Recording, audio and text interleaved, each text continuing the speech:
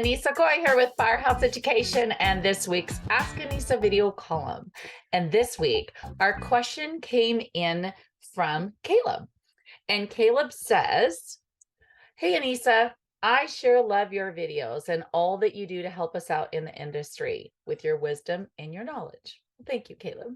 My question for Ask Anissa is concerning the mental well-being or state of mind, if you will, of my team.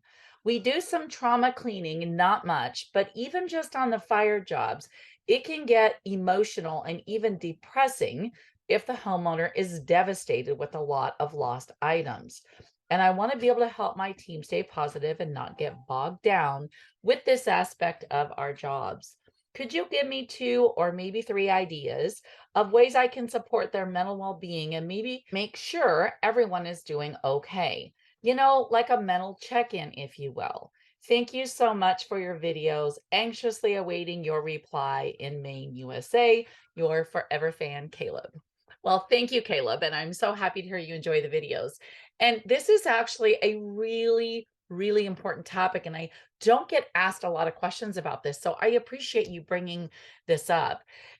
Checking in, if you will, or being very attuned to the mental well-being of our team is super important, especially in this industry with what we deal with. In fire losses, we deal with a lot of emotion, and sometimes it can be very difficult if the family has lost a pet in the situation. And then, of course, I know you mentioned that you do trauma scene cleaning as well, which I don't like that term. I prefer, forensic cleaning.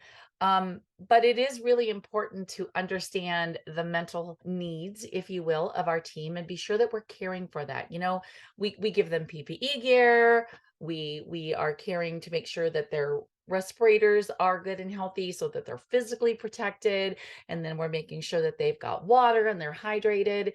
But then sometimes we forget about that unseen part, which is that, checking in mentally and making sure everybody's doing good on an emotional level. So there are a few things that I would actually give you. So number one, actually openly talk about this topic with your team. Okay. Like, don't make this a weird taboo thing. Like, have the conversation. It's kind of like addressing the elephant in the room. Make sure that everybody is well aware that you, as the manager or business owner, I'm not sure which you are, is aware that these are needs of your team. And don't make it an awkward or weird thing to talk about. Like, make it part of the company culture that we have conversation. For instance, a lot of companies have a safety meeting every Monday. Well, why don't you have a meeting about the emotional and check-in side, if you will, of our team with the kind of work that we do, especially if we are on a forensic or trauma type job, right? Like that gets in a whole nother realm and level. But I've also had fire losses that, Caleb, wind up being a forensic or trauma scene type cleanup when we have someone who passes away in the fire and due to that loss. So that can get pretty touchy as well. But, so make sure that in your company culture makes it a nice, open, safe environment where topics like the emotional well-being of everybody and stability is a conversation, and it's not weird or awkward. It's just part of the weekly safety meeting, if you will, and check-in that we do. The second thing that I would tell you, and this is actually something that I wish I could fully take credit for, but I can't. A very good friend of mine, Jeff and Lori Jones with BioSheen, I took their forensic cleaning class this last summer. And they had a great thing that they do in their company. Now, they primarily 100% pretty much deal with forensic cleaning, right? So there's either been a loss of life or some kind of trauma situation, usually dealing with bloodborne pathogens, that has gone on. So their jobs are very intense. And when in fact, we did a job, an actual live job, where we cleaned a police car while we were there at class that came in.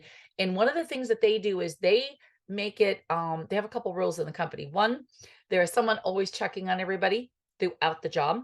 And when they check on you, there's some rules. You have to turn around and look at them and they say, "Are you okay?" And you have to turn around, look at them, stop what you're doing, look them in the eye and say, yes, I'm okay. Right. And then you can go back to, what you're doing. If you're not okay, you say, I need a break.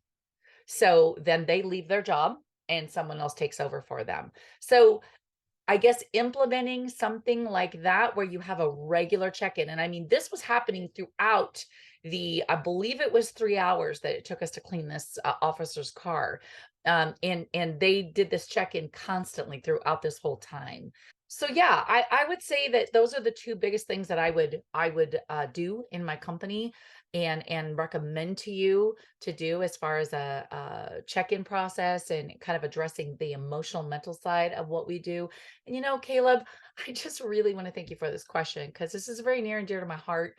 I know that we are very focused on helping our clients emotionally deal with what they're going through and getting them through the loss, but sometimes we forget about our team. And our team, we can't help our clients get through this if we can't help our team get through this, right? So I think it's a super valuable, important question that you asked. And I think sometimes it's hard for people to ask that question because they don't want to seem weak or weird or make it awkward. So, but it's only awkward, Caleb, if we make it awkward. All right. So those two things are company culture. Make it a given that we talk about this, make it within our company culture that it's a good topic, great conversation, and don't make it weird. The second thing is have a protocol in your company where you check in when you're on jobs. And I don't care if that means you're on a job for 2 weeks doing a fire loss, have check-ins. All right. Make sure that everyone's doing good and really be attuned, especially your project manager needs to be in tune with where your team is on an emotional mental level as they are processing this job. Okay. Well, awesome. Thank you so much, Caleb, for the question. That was really, really good. And I want to thank you all for sending me emails. If you would like to be featured on Ask Anisa, just be sure and send me an email with your questions to anisa@firehouseeducation.com. And I just might feature you on next week's Ask Anisa video column.